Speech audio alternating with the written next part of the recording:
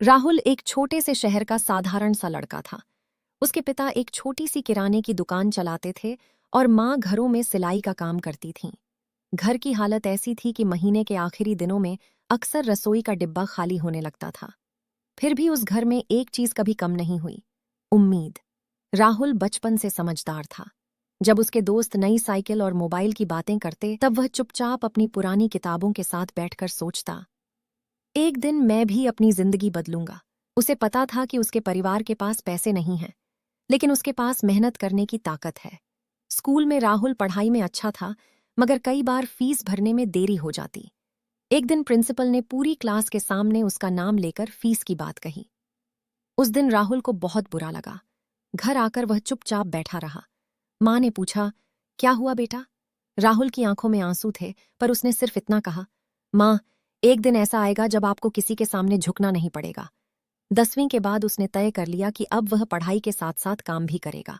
सुबह वह अखबार बांटता, दिन में स्कूल जाता और शाम को पिता की दुकान पर हाथ बंटाता। थकान होती थी, लेकिन उसके सपनों की आग उससे ज्यादा तेज थी। कई बार हालात उसे तोड़ने की कोशिश करते। 12वीं के बाद कॉलेज में एडमिशन के लिए पैसे नहीं थे। रिश्तेदारों ने ताने मारे, इतनी पढ़ाई करके क्या करेगा, दुकान ही तो संभालनी है। लेकिन राहुल ने हार नहीं मानी। उसने स्कॉलरशिप के लिए आवेदन किया और रात रात भर पढ़ाई की। आखिरकार उसे स्कॉलरशिप मिल गई। कॉलेज की जिंदगी आसान नहीं थी।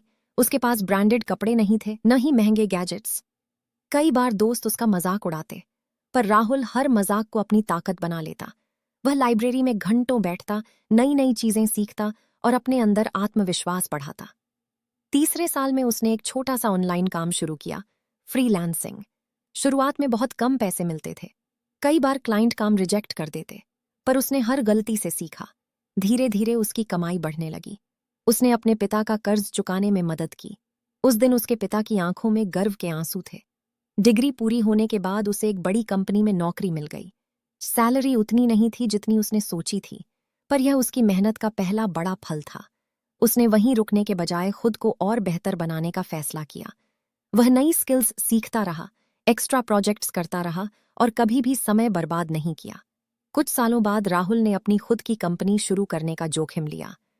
यह फैसला आसान नहीं था। नौकरी छोड़ना मतलब स्थिर आय छोड़ना, लेकिन उसे अपने सपनों पर भरोसा था।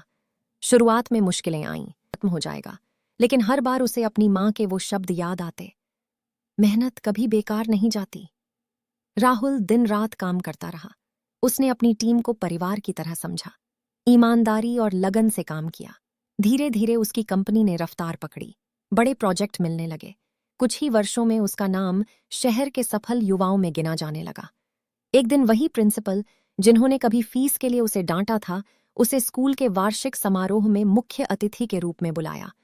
मंच पर खड़े होकर राहुल ने बच्चों से कहा, गरीबी कोई गुनाह नहीं है, लेकिन हार मान लेना सबसे बड़ी गलती है।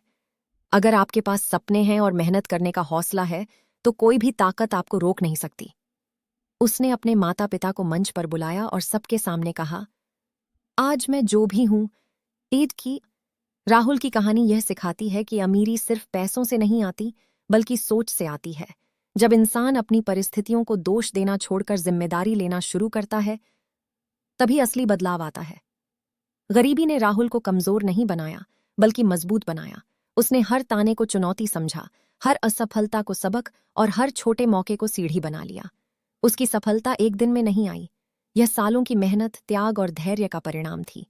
अगर आज आप भी किसी मुश्किल दौर से गुजर रहे हैं तो याद रखिए कि कहानी अभी खत्म नहीं हुई है।